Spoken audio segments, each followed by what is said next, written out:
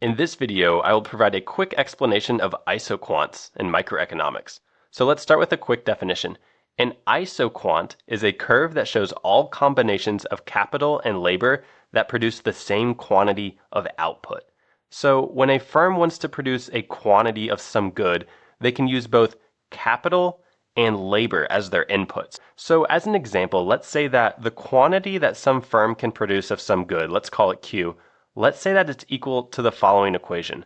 The square root of K times L, where K is the units of capital and L is the units of labor. So by using both capital and labor, we're able to produce a certain quantity of output.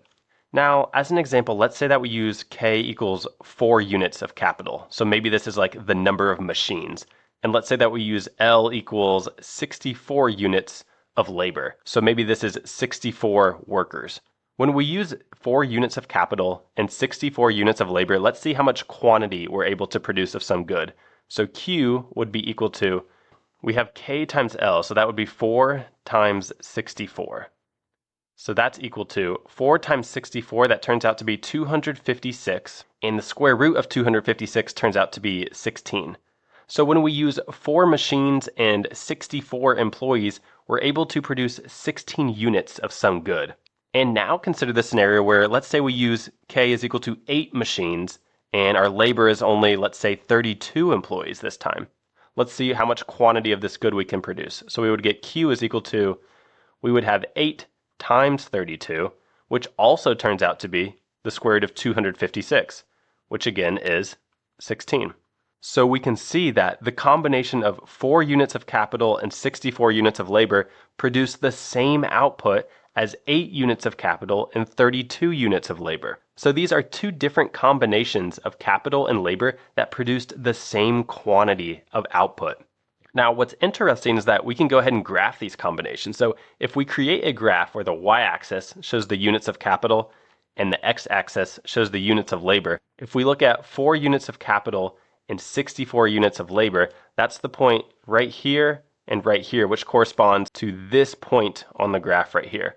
And then if we graph the point with 8 units of capital and 32 units of labor, that corresponds to this point on the graph right here.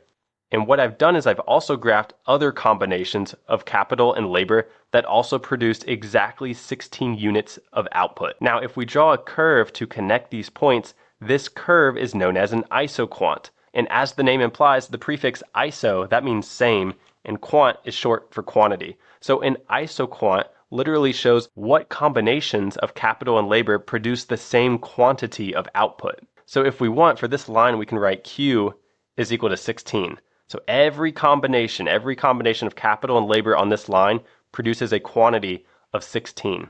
Now consider the scenario where we used 32 units of labor and 8 units of capital. We were able to produce a quantity of 16 right here.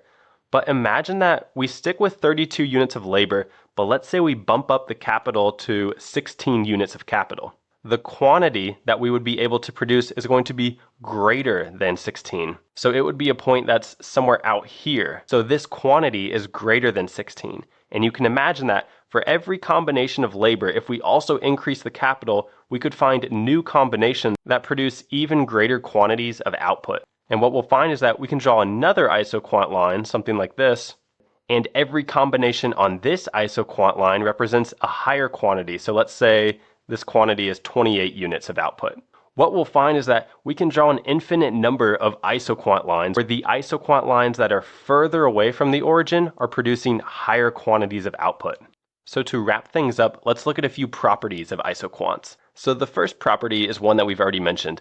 Isoquants further from the origin produce more output. So as we said, this first isoquant that we drew, every combination of capital and labor on that isoquant produced a quantity of 16.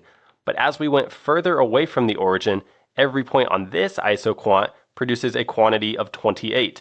And similarly, maybe every combination of capital and labor on this isoquant, let's say that produces a quantity of 40. So as we go further from the origin, the isoquants that are further away are producing more output. Now the next property is that isoquants do not cross each other. So we'll notice that none of these isoquant lines ever cross each other. And one last property is that holding one input constant, so for example labor, and increasing the other input, for example, capital, this will move a firm to a new isoquant.